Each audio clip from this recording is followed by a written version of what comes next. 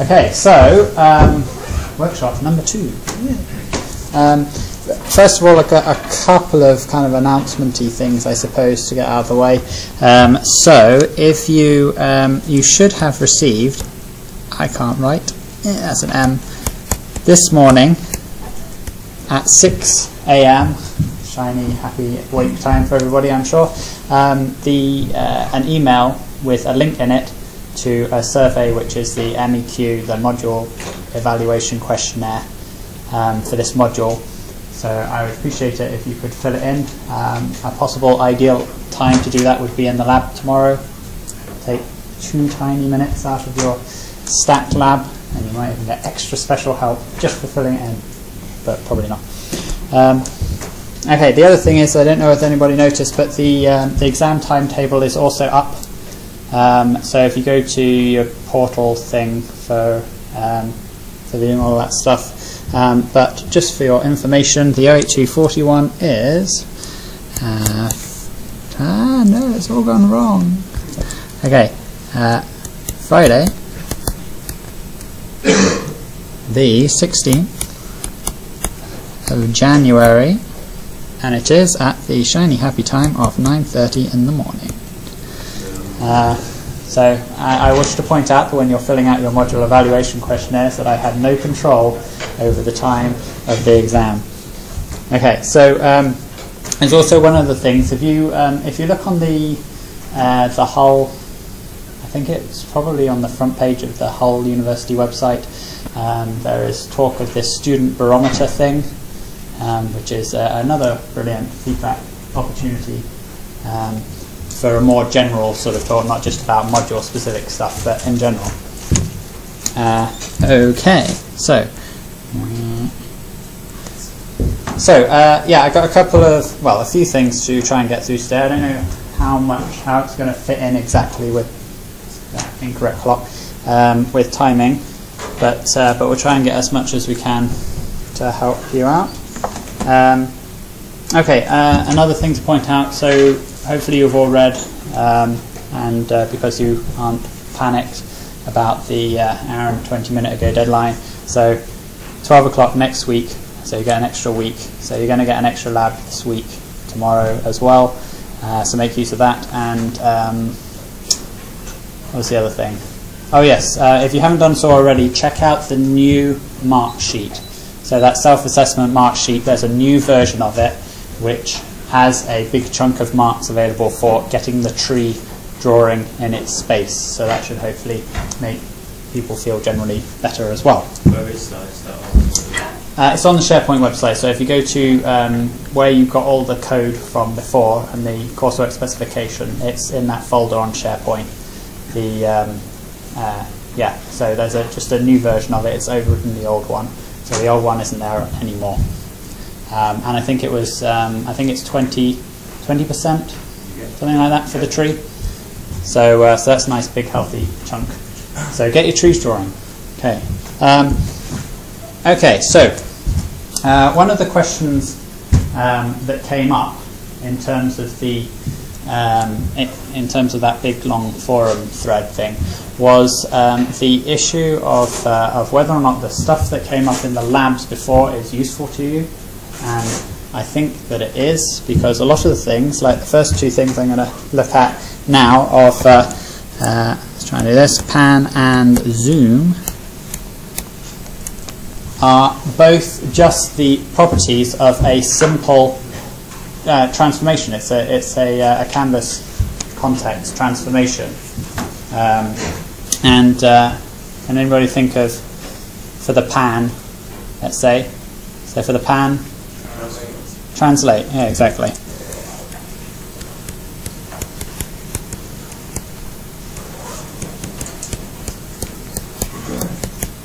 And the other one? Yeah, scale.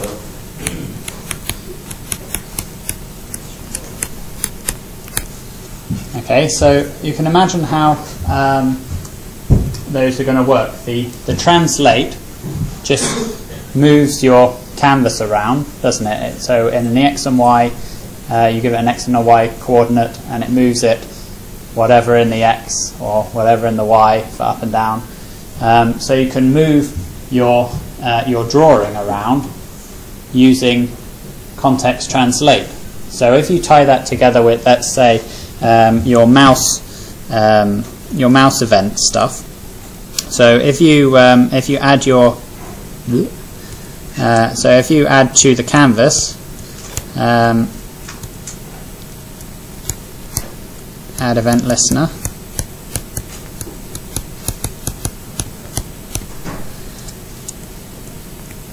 and then you want to do probably, well, it's going to be a mixture of things for this. So for starters, let's have mouse down, and that is going to so that's going to hook into the mouse down event of your canvas. Okay, so then the next parameter is what you want it to do when that happens. So let's say we're going to create a function called OnMouseDown, and then the last thing you can kind of ignore, but just stick it as false.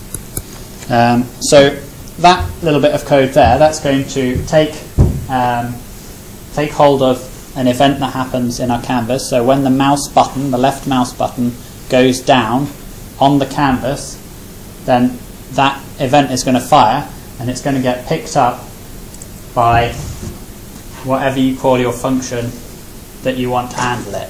Okay, so that's your little event handler.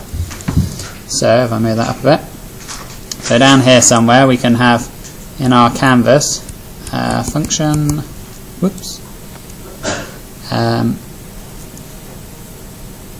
that's right, on mouse down, and that takes an event.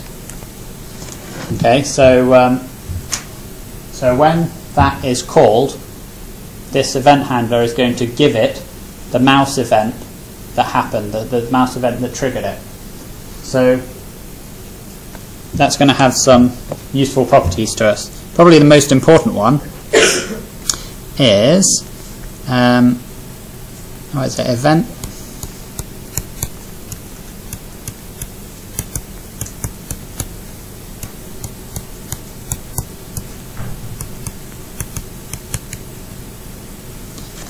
So yeah, the client X and the client Y property of the event handler. So you're going to get that's going to give you in canvas space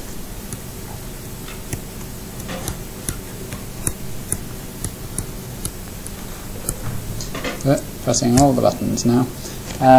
So yeah, that gives you the X and the Y coordinates in canvas space. So that is basically where in your canvas, so let's say you have your canvas is a nice big rectangle, 0, 0 at the top, canvas width and height down the bottom right, and then your little cursor point is going to be where in that space, somewhere in that space is going to be that client X and Y. Okay, so so the first thing that I would do with that, first thing that I did do with that in my little example, is to basically put that into a vector. So I can just do mouse pause equals new vector, and then just bung all of that stuff in. How do I do that?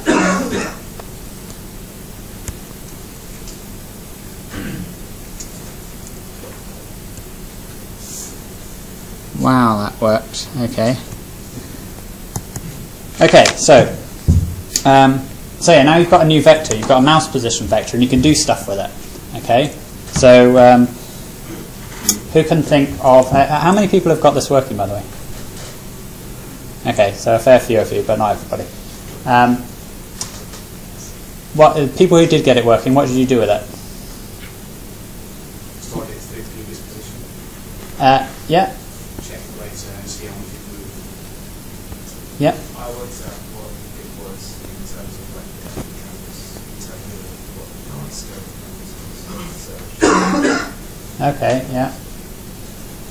Well, you've kind of got a little bit of an alternative route available to you here. But basically, in terms of doing the panning stuff, what you want is basically to apply a difference. Okay, so what we're ultimately trying to do is apply a translate value in our draw function that's going to move the whole canvas around. So let's go to that bit next. Okay, so in your draw function, draw. So somewhere around here you have got probably top node dot draw, and then you're giving it a context. Okay, so if you want to have your pan there, you can have a value that is, let's say, context.translate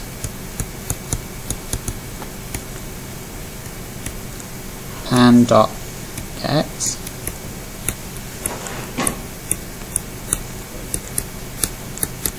pan get y. Whoops.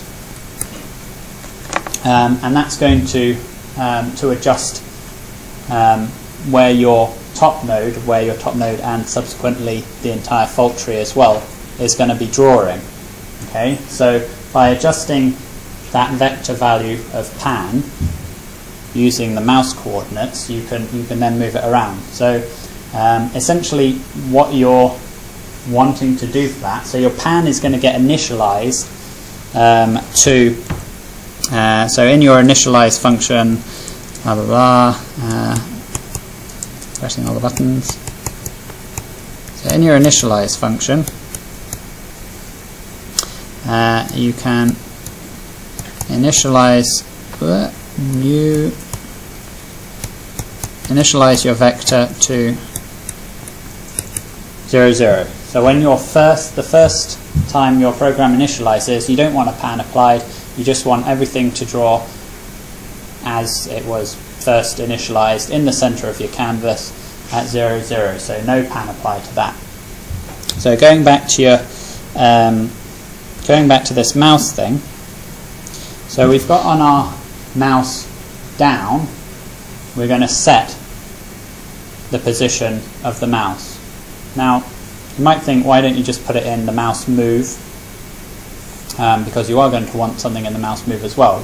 Well, why can't it just go in the mouse move? Well, you want something to happen depending on whether or not the mouse is down or not, don't you? You don't want to move your mouse and have everything sort of jiggling about regardless even of what you're doing with the mouse.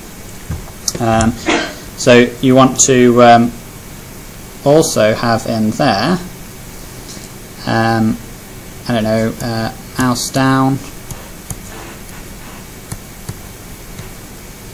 Right, equals true. Okay, so this is going to be a variable that we're going to store somewhere where it's pretty much available inside the onMode function. So, so to declare it at the top of there, we're going to store a variable to store whether or not the mouse is down. And so that was our OnMouseDown. So if we have the equivalent, we can do the same thing OnMouseUp, and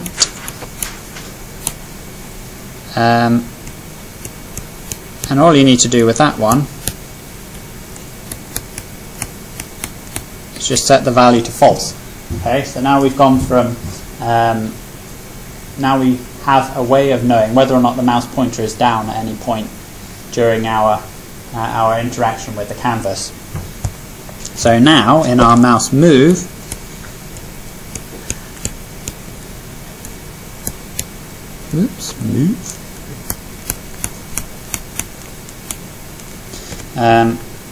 so we're going to get a bunch of things out of there. We know what the we're going to get a mouse position.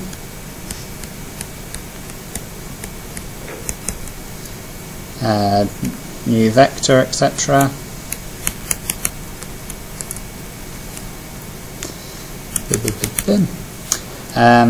So that's going to give us our current mouse position where we are in the canvas. Okay, so if the mouse is down,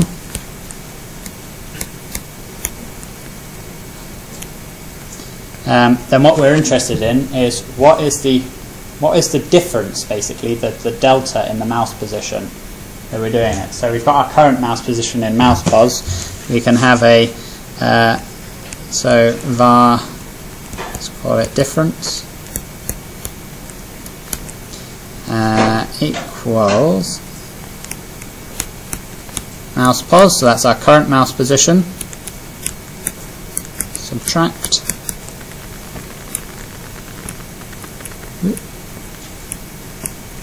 previous, abbreviating for space purposes. So that previous mouse position is going to be the one that we were storing before. So when we put our mouse down, generated a mouse position, so you wanted to store that. And now we can, yeah, so what? Oh, okay. Yeah. So now you've got a difference between the previous mouse position, yeah? Sorry, how are you passing that into that? It's a local variable. Yes, I did declare it as a local variable, store it as a non-local variable. So, where are we? Mouse down, okay. It's not local now. So store it in, yeah, back in your onload as well. Previous mouse position, just store that somewhere, like with your pan one. Okay, we're back here. Okay, so now you've got a difference, but that isn't quite the end of the story yet, because basically that difference is what you want to apply to your pan amount. Okay, so that pan amount, which we definitely did store as a nice available variable, pan dot add difference. Whoops. And that's the end of that if. And then the only other thing that you need to make sure you do is set previous mpos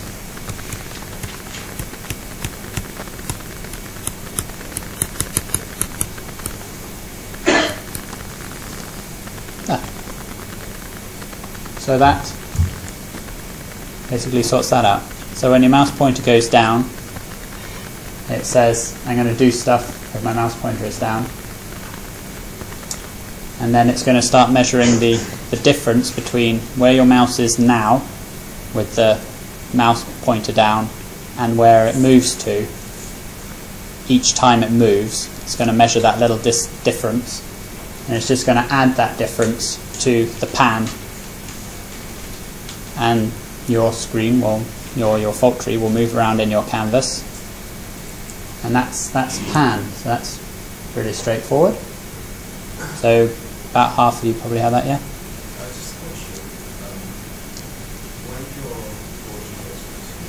Yeah. Yeah. That is has everything to do with what order you're doing your pan versus your zoom. If you, because it's that whole thing about the order of your transformations, if you scale before you translate, then the translate value is scaled. Okay? But if you translate before you scale, so do your scaling last, then your translate will be unaffected by the scale, so it should be the same amount all the time.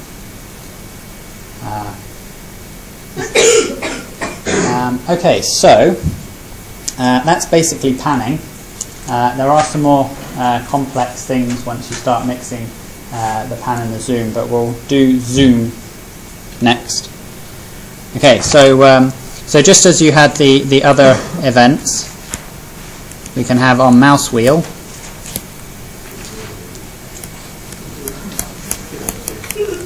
And so that gives you, I'm having to remember now exactly what the thing is that I want. See if we can get that. Wheel delta. Ah, excellent, thank you. Oh no, so on. Okay, here we go. Yeah. So event.wheel delta like that. Okay, so essentially what happens is when you roll up and down on the mouse wheel, it generates this event on, well, the on-mouse wheel is the function that we're handling it with, and the event has the property of wheel delta, and so essentially that's going to give you a value for positive if it's going up and negative if it's going down.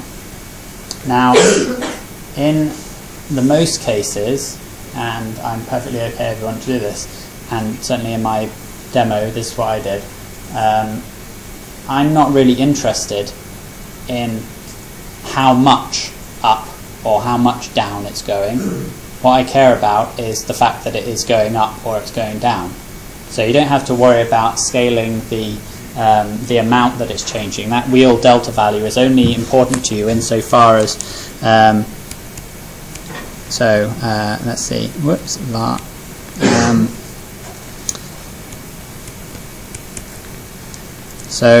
Yeah, basically if wheel delta is more than 0,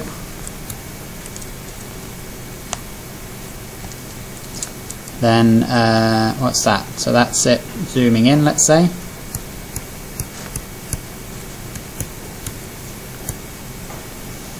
And then else.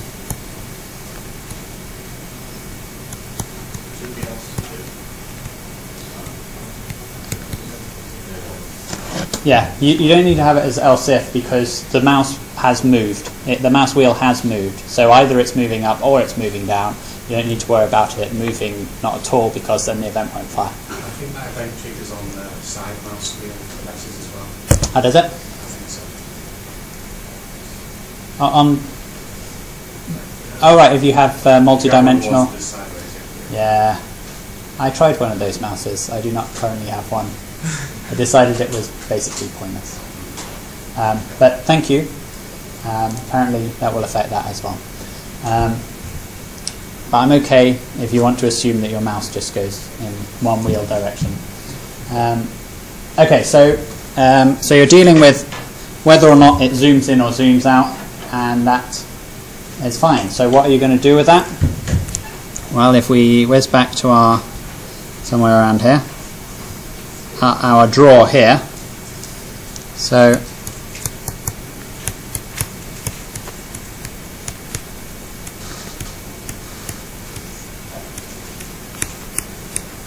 let's say we add in a nice scale just above our top node drawing using a value and a call zoom. So like with our pan amount, we can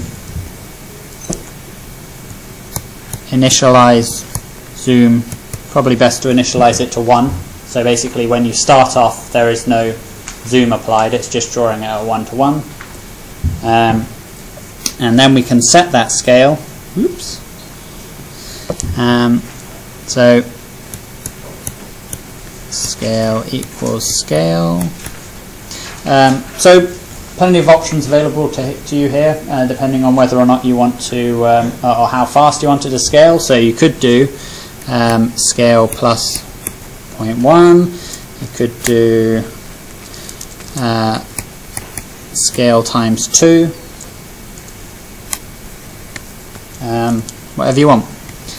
One thing to point out is that if you do it as like an additive thing, so scale plus 0.1 for example, then it becomes quite interesting if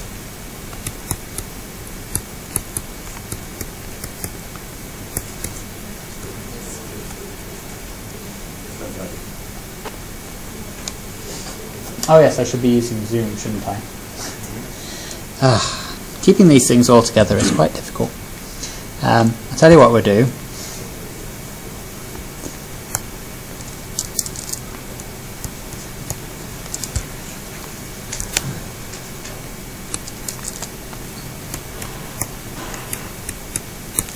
There we go. Okay, so now it's scale. Okay, so who can think of a problem with that as it stands? Yeah? Yeah. Yeah, that's a bit of a nuisance. So if you do it that way, so you're adding and subtracting little values to your scale, take a note of what happens when you get to 0. Well, for starters, 0 is going to just make everything disappear, and then you're going to go into minus territory, at which point everything is inverted, and you don't really want that. So yeah, if you're going to do it this way, then you need to have some sort of bound checking for that, so you set a minimum value for your scale.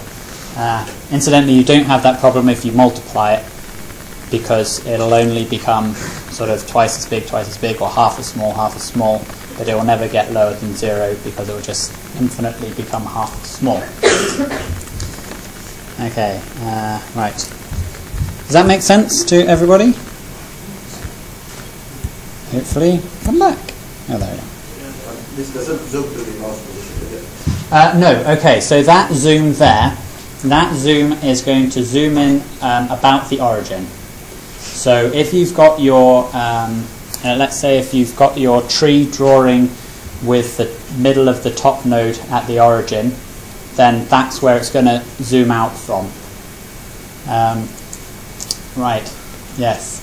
Getting it to work at the mouse pointer is very difficult. And it's not for the faint of heart. Essentially, the process that you need to go through is to... Okay, so it gets difficult.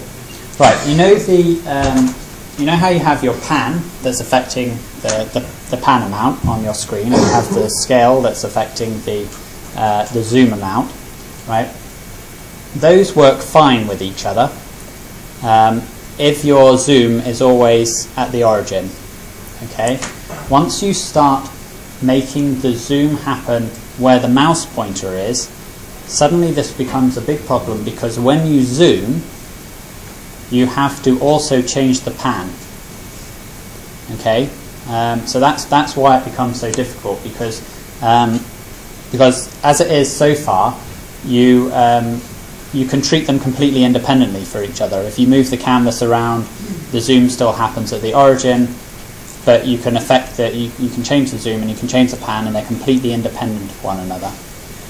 Once you start getting it working with the having it zoom at the current mouse pointer position, then it gets much more tricky, because you have to calculate what the new pan value has to be, but that new pan value is related to the old pan value as well. So basically, to do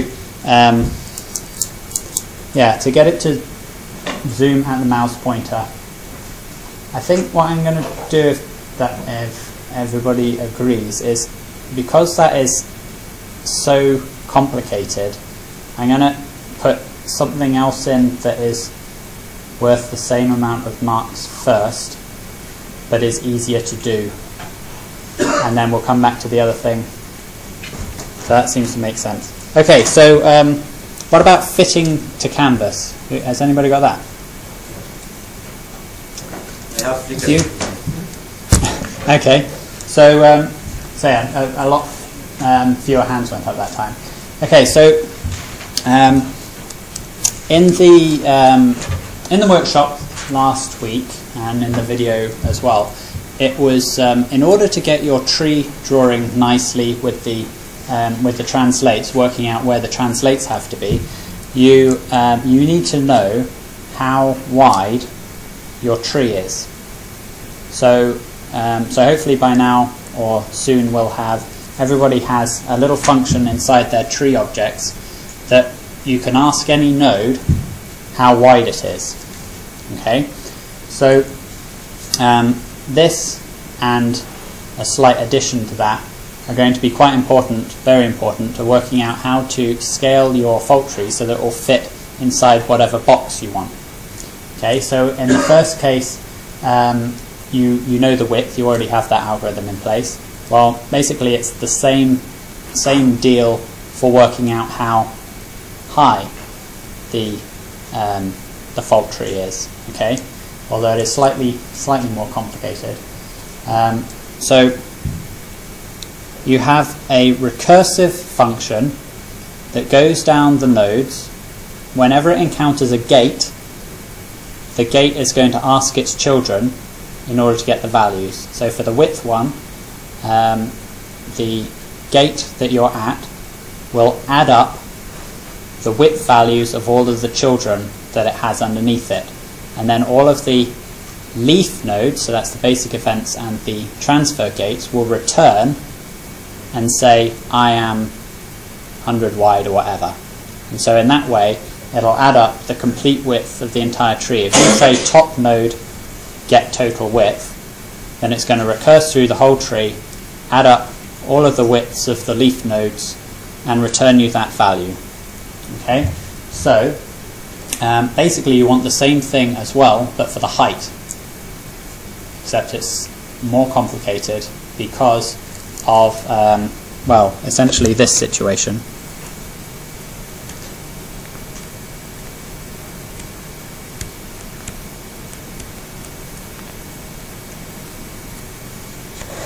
Let's put that on.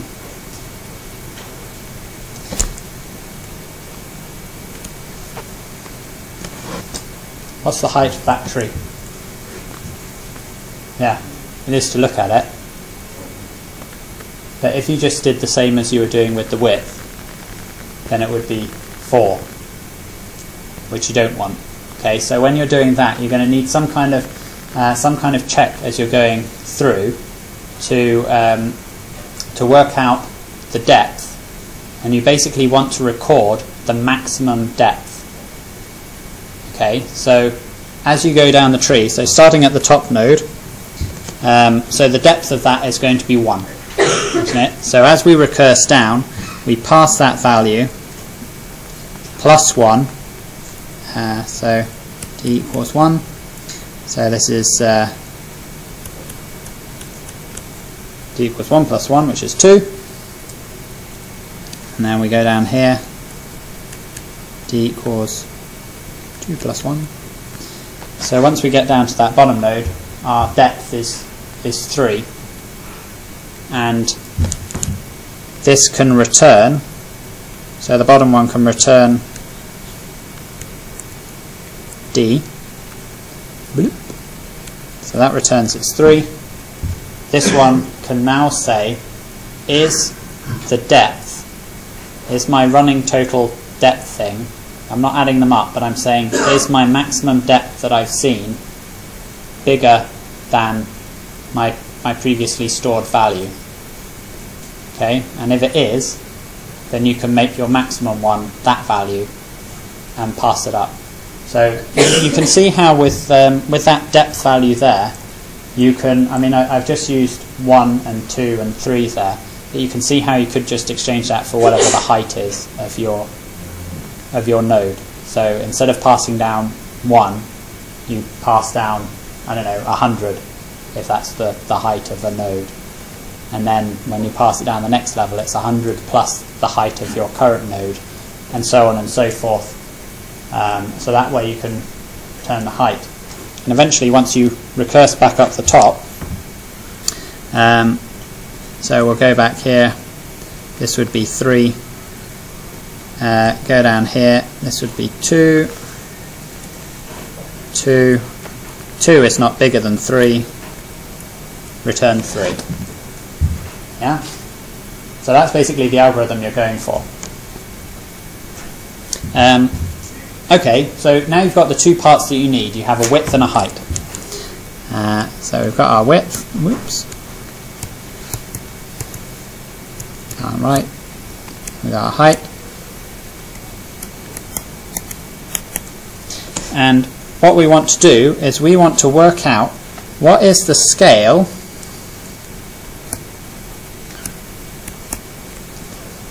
in order to fit that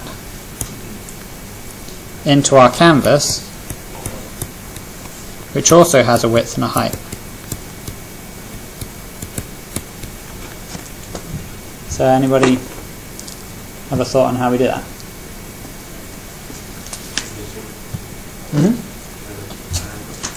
Yeah, exactly. So, right, in the very simplest case, come on, move. Okay, so in the very simplest case, let's say, okay, so we've got our tree dimensions. That's a vector, by the way. Make sure that you're using your nice vectors because you can use all of their functions. So, and then we've got canvas dimensions.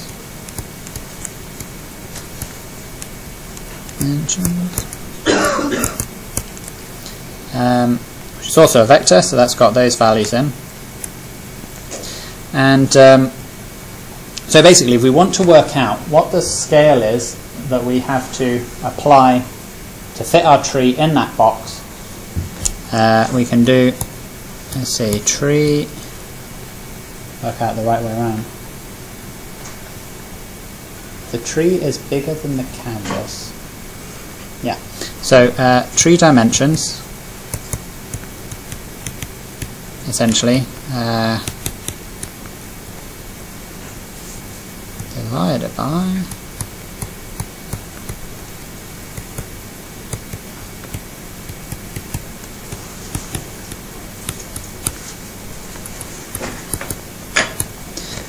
okay, so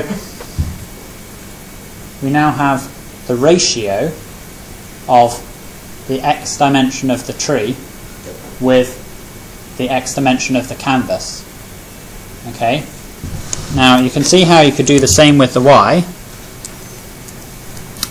so that you end up with another vector that has x ratio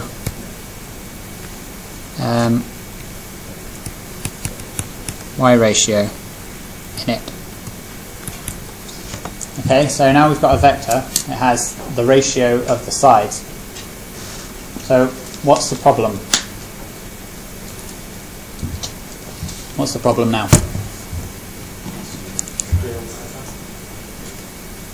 Yeah, we can scale by that, but what's the problem with doing that?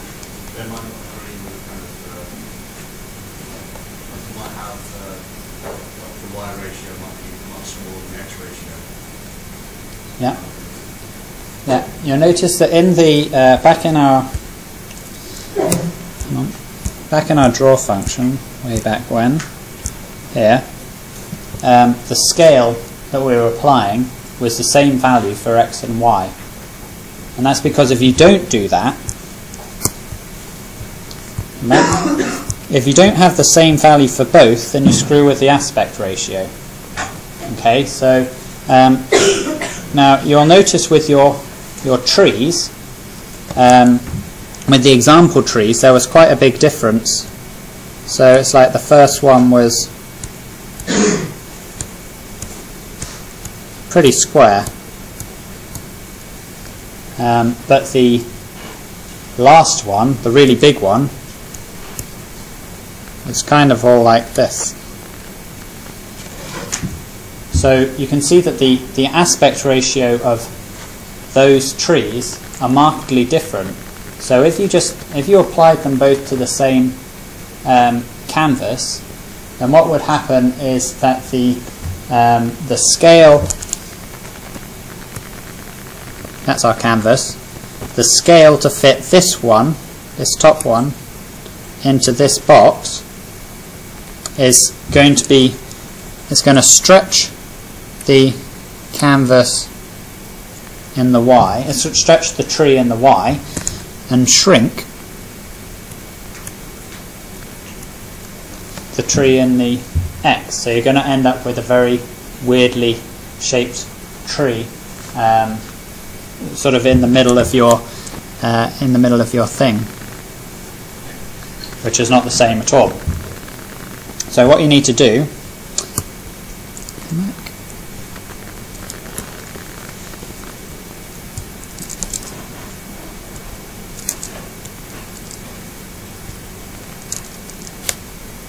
I want it to move, it's not moving anymore. Okay, not moving. I'll rub out some space. So what we want to do is basically you can use some if statements here. You're trying to work out what is the biggest scale that you can apply that doesn't make either of the edges bigger than the canvas size. Okay, so come back to me. So you've got your x ratio. So if you multiply your tree dimensions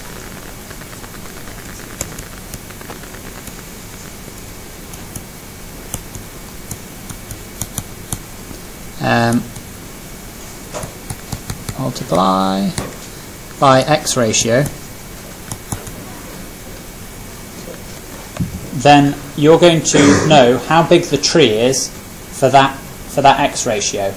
So you can now compare that with the canvas dimensions.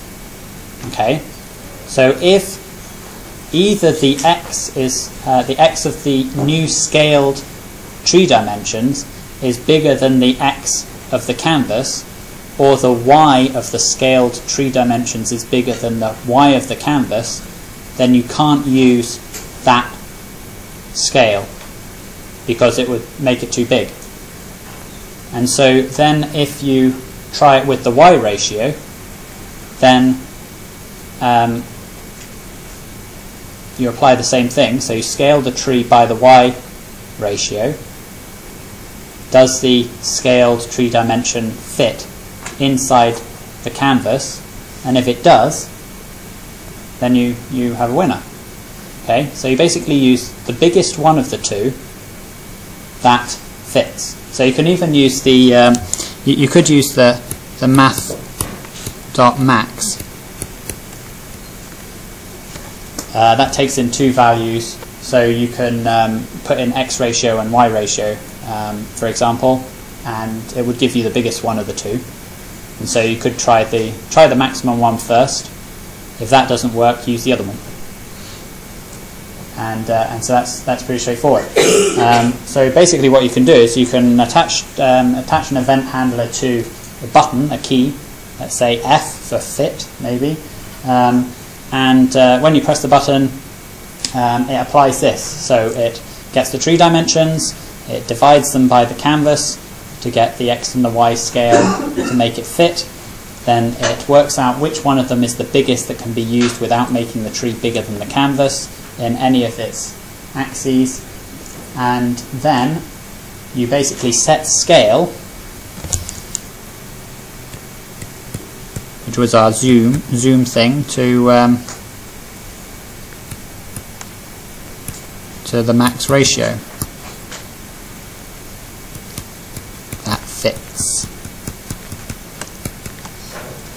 So that's what you do, and that will make it fit. So regardless of your tree shape or your canvas shape, it will pick out the biggest scale that it can apply to make it fit into your thing. Does that make sense? You have a tree size, you have a canvas size. If you divide the tree size by the canvas size, then you get the scale that you need to apply in order to make that tree, to squish that tree down into the canvas. Sorry, say that quicker. Really. If it's like 10 by 3, and you divide the screen by 3, you're going to get like some massively stretched out in that one direction. So try and fit 3 in the screen. So you want to fit like the 10 in the width instead of like 3. You've got like 10 wide and 3 deep. So you want to set by the 10 width rather than the 3. I'll figure it out. It seems to be I'll figure it out. Okay, so the other thing is that you can use. Sorry? What about Minimap? Yeah, okay, I'm going to. There's only a certain amount of time. This is something you need for the Minimap, which is why I did it first. Okay, so if you want to draw your fault tree, well, essentially your Minimap is drawing your fault tree again, but in small, in a little box. Could you draw, is that another canvas object, or is that just literally redraw it? okay, you have a couple of options, which let's see if it's all gone completely to sleep.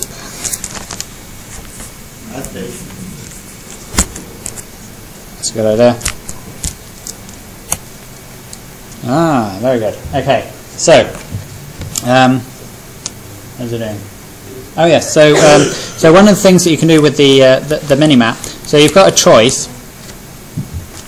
One of them is easier than the other, so it's kind of up to you. Probably the easiest way to do it is to define a new canvas. Okay, so do you remember? Okay, back in whatever it was slides that we talked about double buffering.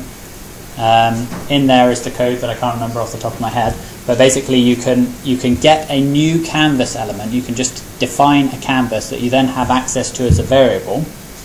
Okay, you can now use this canvas to draw whatever you want on, like your fault tree, for example. So make yourself a small canvas, because you're going to want to draw it up in the top right or wherever you put your Minimap.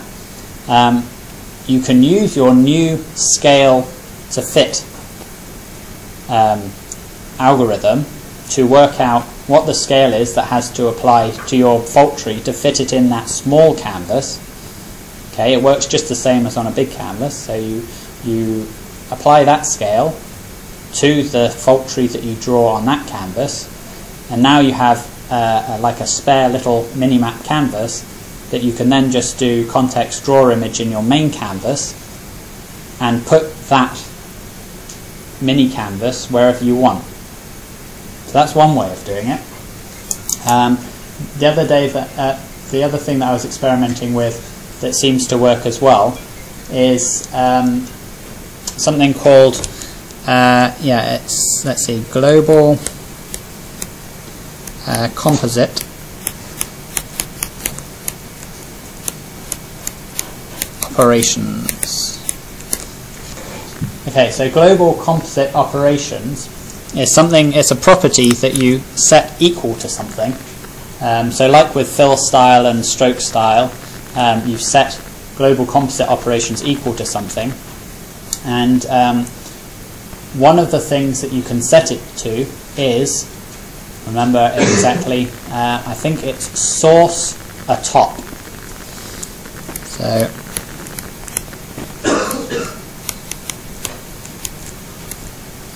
So the default for it is source over. So the normal setting for it before you set it is source over, and basically source over is that whenever you draw something new, it gets put on top of what was there before. Okay, but there are lots and lots of different options for them. It's worth googling for global composite operations to see all the different ones. But I think the one I used was source atop, and that's quite an interesting one, because so before you set that, you can draw your fill rectangle of the space that you want to draw your Minimap in, and then you set this global composite operations to source atop, and then everything that you draw from then on until you change it back again will only draw in the space that that previous drawing was. So if this is my Minimap in the whole canvas, and normally drawing my little fault tree would be like that, etc. Using that global composite would make it not draw everything that was outside of that box. So if you're adding your viewport and everything, then you can avoid it drawing outside of that Minimap. Okay, we're kind of running out of time, but essentially drawing the Minimap uses hold of that fit to canvas thing. You take your fault tree, you work out how big it is, and you apply it to the size of the box, size of the Minimap that you want to put it in, and apply that scale before calling just top node.draw again. And that's the first basic step of the Minimap. You've then got sort of the other things that you might want to include after that are things like if you zoom in further than the fit canvas scale size in your main fault tree, then instead, so normally what would happen is your minimap would be an exact copy of what you were doing in the main one. So if you zoomed in on the in the main one, then your minimap would have like zoomed in giant AND gate here, for example. But what you can do is you can using new page. So instead, what you could do is you could have it so that once it reached the fill size of your fault tree, instead of having that zoom in any further, because you don't want it, you want the minimap to show where you are in the whole fault tree, you can have your you can make a little rectangle that shows where in the current fault tree you are. And that's just a case of applying scales as well. It's just context.scale and a context.translate. You can apply exactly the same pan and zoom to your mini fault tree inside that box as well. It's all just transformations, all just translates and scales. It can be done, and it's just a few steps to go through.